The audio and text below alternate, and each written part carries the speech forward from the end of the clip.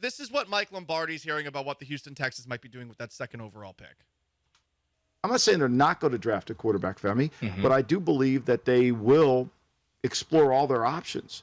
I think we tend to be so focused on today, mock drafts. They need this, pick this player. I don't dispute that the Texans need a quarterback. You turn the card in at 2, you got to make sure that you're getting a top 5 player. If not, you're just reaching. And I think that's the conversation that you got to kind of have that's not discussed outside of draft rooms that's really prevalent within the draft room. So did we hear anything new there? No, we didn't. We didn't. We just, instead of him saying, I'm not sold, he had a different way of trying to tell us something without telling us anything. I'm not saying they're not going to pick a quarterback, but this needs to end. We need to get to the end of this. We're less than 10 days, right? It's next Thursday. Yeah, it's not this Thursday. It's next Thursday. So is it officially 10 days right now then? Sure. Okay. If we're doing math, could be 11. We need to get to the end. It is so dumb. This is what we keep on getting. And look, maybe somebody actually does have a clue. But here, I wrote everything down, just trying to figure out where the bleep we are when it comes to what they might do next Thursday. Supposedly, the Texans are split on C.J. Stroud. If Stroud's available at 2, they might take him. They might not. Great reporting. Just great reporting there. Supposedly, they like Will Anderson. They've met with him 3 times in person. That's more than they've met with any prospect. So maybe Will Anderson's going to go second overall. Oh, wait. Peter King said that Tyree Wilson, the Texas Tech edge rusher, is in competition with Will Anderson to be the second pick. Good God. And then it gets into another conversation about, is this a smokescreen? Are these details intentionally being leaked so that other teams might panic and do something dumb? It is just the worst. And at least I've been consistent in saying it's the worst. I wish that I had something new. All I see, though, online and all I hear is complaining and whining and speculation about what might happen if the Texans don't get a quarterback at 2. And we're not even necessarily there yet. It's an insufferable conversation. If they pass on a quarterback, guess what? They might be right. They also could be wrong. We don't know that all of these quarterbacks are going to be great. We don't. Bryce Young is small. A lot of things you like about Bryce Young. I prefer Bryce Young of all these quarterbacks. He's small. I don't think it's worth trading up from 2 to 1 just to make sure that you get Bryce Young unless you are 100% in love with him. And I honestly don't know that the Texans are 100% in love with him. It does sound that way, that they like him of all the quarterbacks, but that is totally different than loving him compared to other quarterbacks that maybe these guys have seen in years past, which is important. You don't want to trade up into that spot if you don't love the guy. You got to have true feelings here. You shouldn't be doing it for the sake of doing it. Otherwise, you're going to be like my best buddy who had a bachelor party for the 3rd time this past weekend. That's what happens. And I love him. This is not meant as a shot at him, but when you just got to know. You got to know if you're going to trade up. You got to know. So I wish I had like an actual flow chart to help you out figuring out what the hell's going on here. Sadly, I don't have it. Hey, we're less than 10 days away. I know. You can hear my tone this morning. On Thursday, but not this Thursday. Can you hear how annoyed I am? 2 days from now. I woke up today. I'm like, damn it. There's new stuff to talk about, but as always, it's stupid. We're not going to give you a line-by-line breakdown of the Nick Caserio press conference, though we might use our Chat GPT translator to interpret Nick Caserio a little bit later. Here are the 2 details from yesterday. Visits for NFL draft prospects can continue through Wednesday. So that's tomorrow. But Bryce Young announced he is done meeting with teams ahead of the draft, per Tom Pelissero of NFL Media. Does that affect where he's going to be selected? I don't know, but he met with the Panthers. He met with the Houston Texans. It led to this development in Las Vegas. Alabama quarterback Bryce Young is now an overwhelming favorite to be the first overall pick in the 2023 NFL Draft. Young has been a slight favorite over C.J. Stroud for weeks, but yesterday, sportsbooks dramatically changed their odds. BetMGM moved Young from minus 350 to minus 2,000, meaning that at this point, you'd have to risk $2,000 just to make $100 betting on Young to go first overall. Vegas is pretty on top of stuff like this. I would imagine that is a lock that Bryce Young is going to be the first pick, and that means that the Houston Texans got to figure their lives out. Sean, we're going to have this conversation eventually. I guess we could just do the dress rehearsal right now. This is an idea that you had for the show today. I guess we're going to just explore the hypotheticals and how we would react to whatever's going to happen, which clearly is not Bryce Young, at least based off those Vegas odds. Yes, how not just Shawnee and Paulie would react, but how the Texans Nation from coast to coast. Texans Nation, coast to coast. Are there actually Texans fans outside of Houston? No offense. Not just outside of Houston. Is there one on each coast? Can we say coast to coast? Is there one on the Atlantic and one on the Pacific? I think there are. I used to have a listener at the flagship that was from Connecticut who regularly called, and his name was Todd. So at least Coastal Elite. If Todd's still alive, Todd on the East Coast. West Coast, I don't know. I think most Texans fans live in the closet, like a lot of people argue I do. It's fine. Look, it's hard to flex if you're a Texans fan these days. But coast to coast for Texans Nation, for all the Texans fans out there. What their reaction would be, not just with no Bryce Young, but now with these recent developments at number 2, the Texans might not even take a quarterback. And really, everyone's like, okay, yeah, like kind of nodding along like, well, if Nick Caserio doesn't believe in one of the other guys, then yeah, don't take him. But I don't feel like a lot of people are like then living in the world on Friday morning after the draft where it's like the plan, the Texans felt good about picking Tyree Wilson or Will Anderson, and the plan is to roll into 2023 with Davis Mills and Case Keenum. I don't think people are living in that scenario. Hey, don't forget about E.J. Perry. I did forget about E.J. Perry. Don't forget about it. I remembered. He's in that room too. He had a weird he went to abbreviation name, yeah. And he's athletic. Oh, okay. That's good. So if the Texans don't draft a quarterback with that second overall pick, I'll be honest, not a lot of people are going to want to check back into this team that have already checked out on this team. Or just not number 2, but don't get a quarterback in the first round. Right. Because there are some, they could trade back. They could trade up from 12, so yeah. If they don't take a quarterback second overall, there's a very good chance that none of the main 4 make it to where they can trade up for, yeah. Exactly. There's a chance. So they could theoretically trade back, but then trade back up and pull some Kevin Costner draft day stuff. But in a nutshell, and I'm pretty sure most Texans fans... and people ask me, like, is it possible the Texans don't take Stroud at 2? Anything is possible, especially, the Texans and Nick Caserio don't always look at things like everyone else. I just don't believe it. Like, I just don't. Like, from my information, the people that I've spoken with, all of that, like, I would be surprised if the Texans do not take their quarterback of the future at number 2. Most people I speak with believe it's Bryce Young, C.J. Stroud, and then the others. Small gap, not like a huge gap, but they think it's those 2. So if that's the case, if Bryce Young goes 1, Stroud should go 2. So, like, I hear all of this, and I get calls about it all the time because that's the season we're in right now. I just don't really believe it. And if it happens, I will say, like, yeah, I didn't see it, but I don't see it. Man, so many pre-draft buzzwords used in a, quote, report, end quote, by Ian Rappaport of the state-sponsored NFL Network. You would think he maybe had a little bit more than I don't believe. I would be surprised. I believe. I hear. There was something he said at the very beginning, Sean, that I'm honestly losing because of all of the BS buzzwords that he said that everyone's ramming down your throats these final 10 days before the gosh darn draft. Well, he dropped, and it's fitting you're wearing the Rajon Rondo jersey. He dropped a Kevin Garnett classic. Anything's possible. Oh, he even said Anything's that. possible. Imagine starting off a report saying anything is possible. Shut up. Oh, God, this can't end soon enough. I listed all the things that I'm just losing my mind reading online. Pre-draft buzzwords that are reporting of rumors.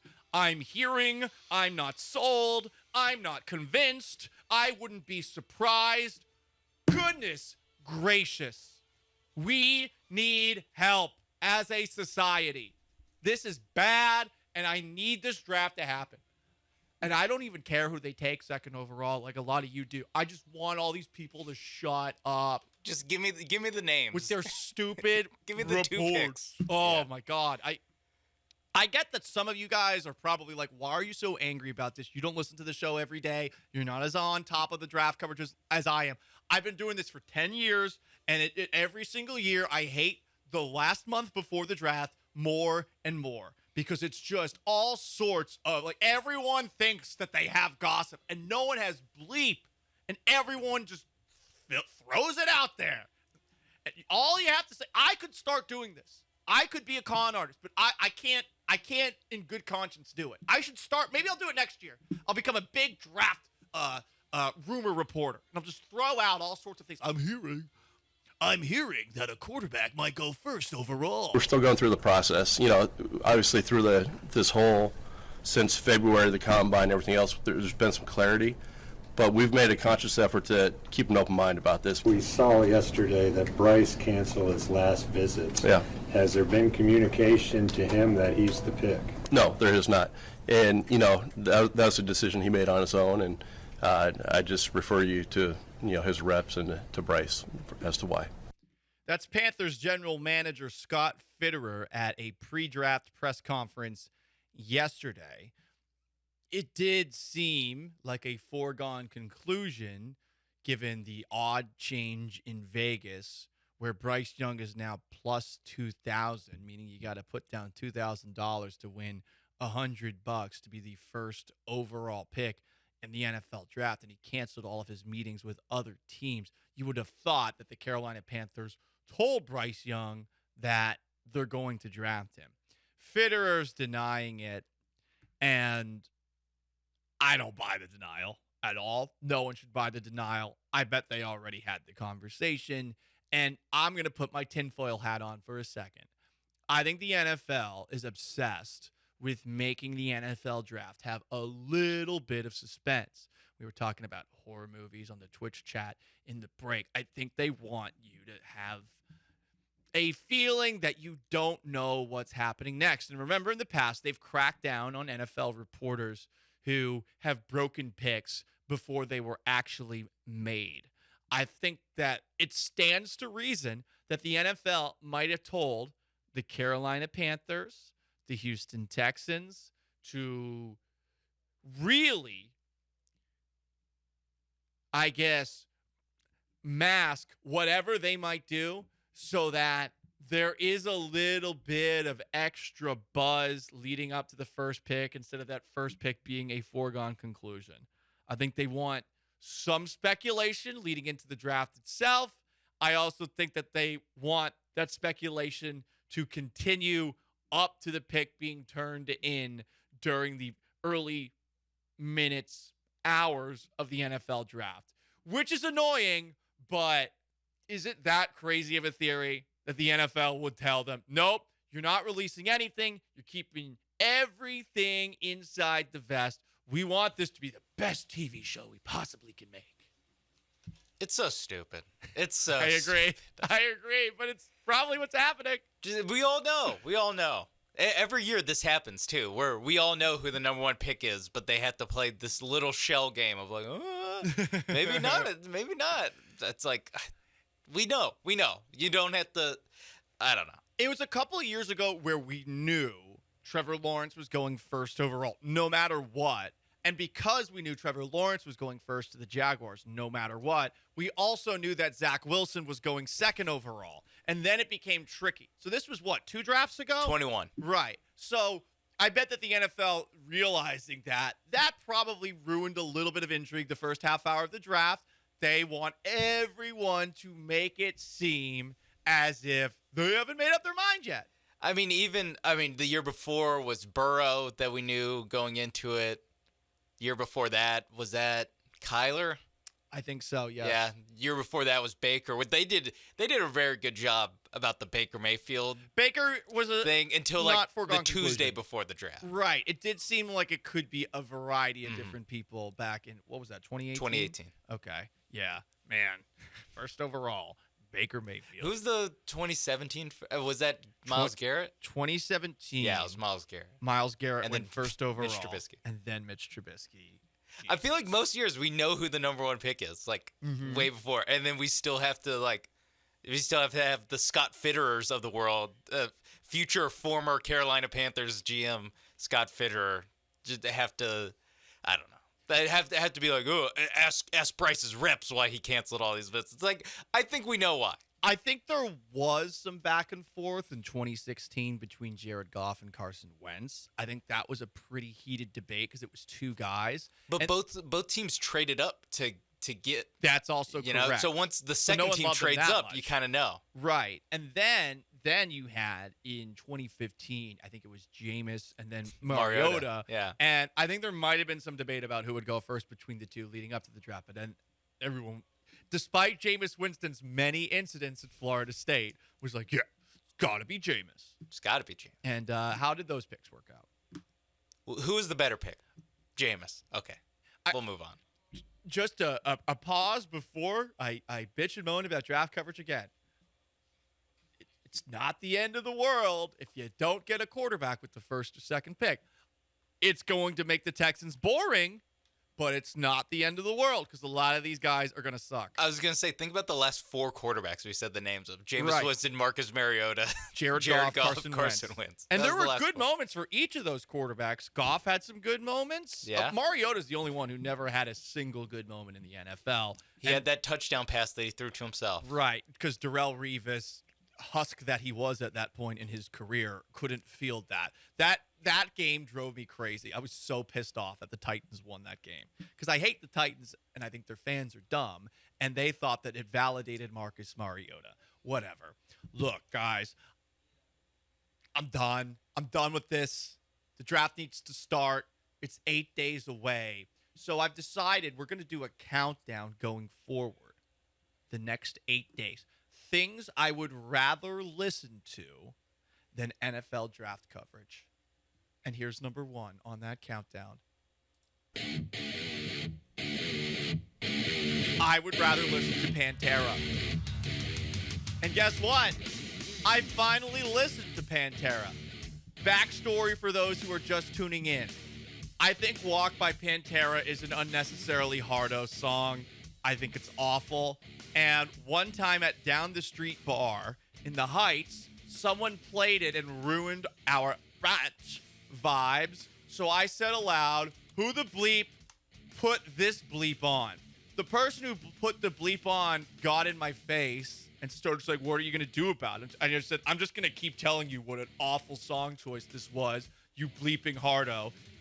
We had to be separated, etc. Thank God. Probably would have kicked my ass. But I stood by, and it made me hate Walk by Pantera specifically even more, and vicariously Pantera, who I assumed was a band of heavy metal hardos just...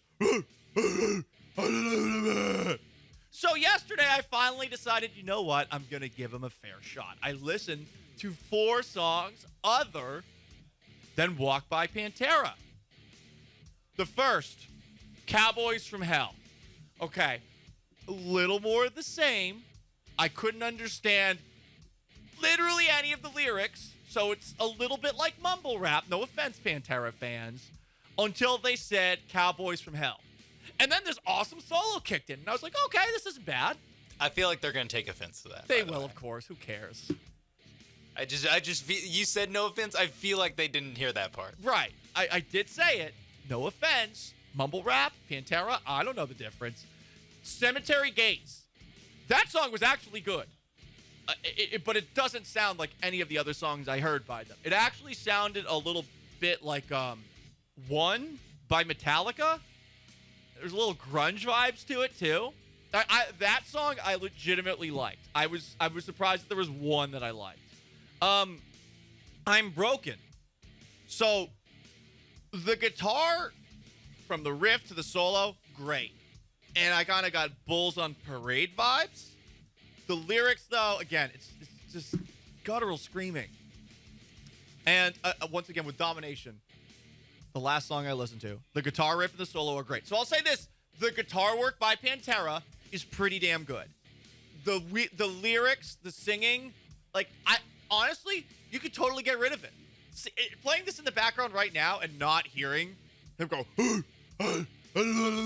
like, actually, it's not bad. Like, pretty good background music. So, for the next 7 days, well, it'll only be like 5 shows.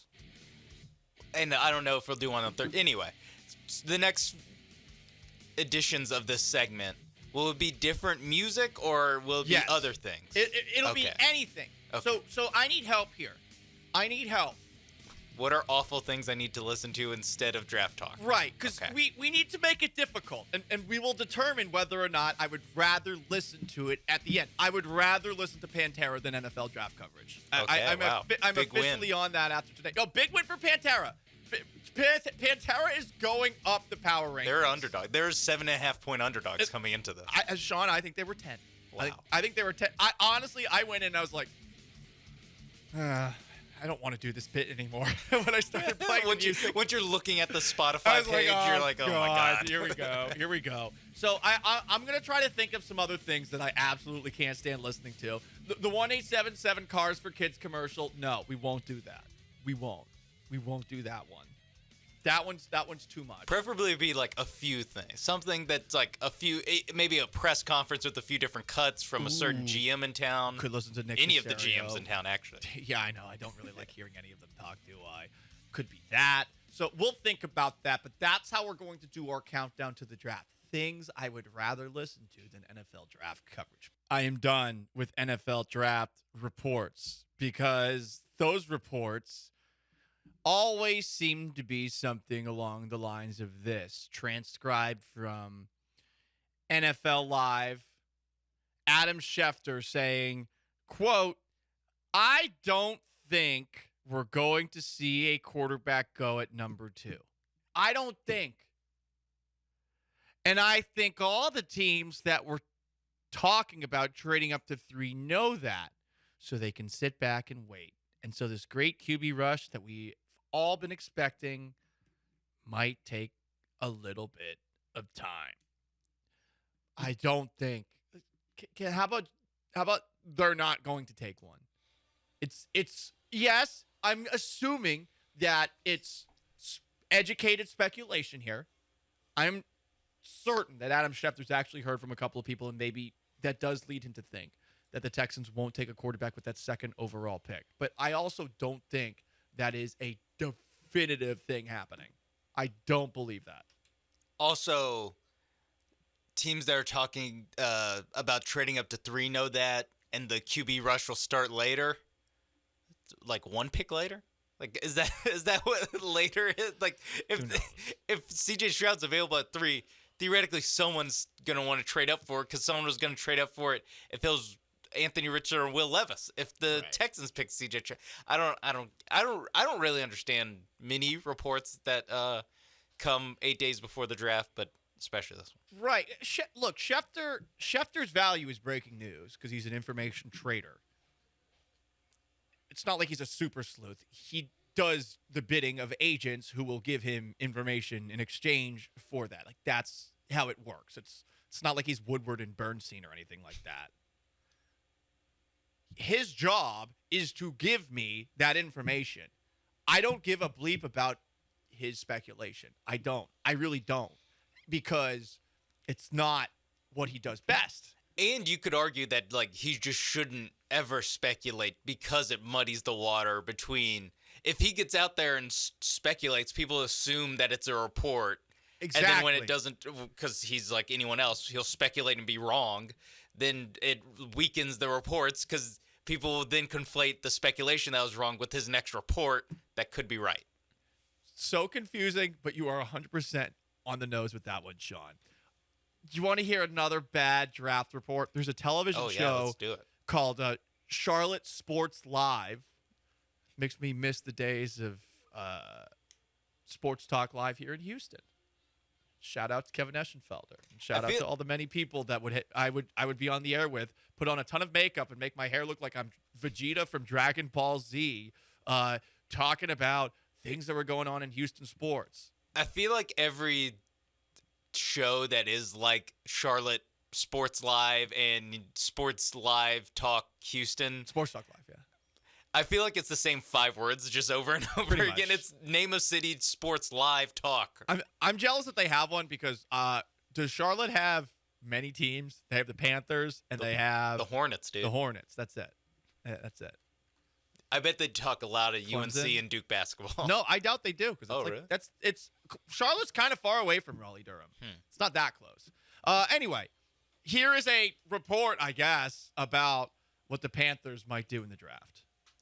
Now, when it comes to Frank and Scott not talking, I love this because they're doing the whole process properly. They went into this with an open mind. They didn't have an opinion. They didn't go out to seek the facts that backed up their opinion. They went out there and sought the facts and then created an opinion. Therefore, Scott didn't say to Frank, here's my guy, and then go out and find a bunch of reasons as to why that's his guy, and vice versa. They went out there with an open mind. They didn't let their ego get in the way and want to be the smartest guys in the room. They allowed the facts to dictate their opinions, not the other way around. That's why I think they're going to land on the right guy. I've been saying it for all along on Charlotte Sports Live every night. I think Bryce Young is going to end up being the number 1 overall pick. Everyone else has come around. We've been saying it from day one. I think. Not is going to be, I think. And by the way, he started this off by saying, I think it's good that Frank Reich and Scott Fitterer didn't talk to each other. They just came to their own opinions, and then they spoke to one another. All right, cool, man. Thanks for that. That was very appreciated. But that also- report, that contribution to this draft talk BS. But also what the group think and the assumption is, I also think that's right. Like, it's like, I think they did the process the right way and came to the same result that everyone else did. Yes, 100%. But he got to, smooch a little backsides for 30 seconds to get around to, I think they picked Bryce Young. This is why we hate draft talk. Someone just commented on the Twitch. Paul, you just said no draft talk, then proceeded to draft talk. No, we are highlighting how bad draft talk is. It is awful. It is awful, awful radio, awful conversations. It is all speculation based off of entirely nothing. Nothing. All those mock drafts are going to be like 2 for 32. And one of those will be because they know Bryce Young's going first. Somebody else will hit something randomly. But most mock drafts end up going 2 for 32. You're welcome. Told you that first.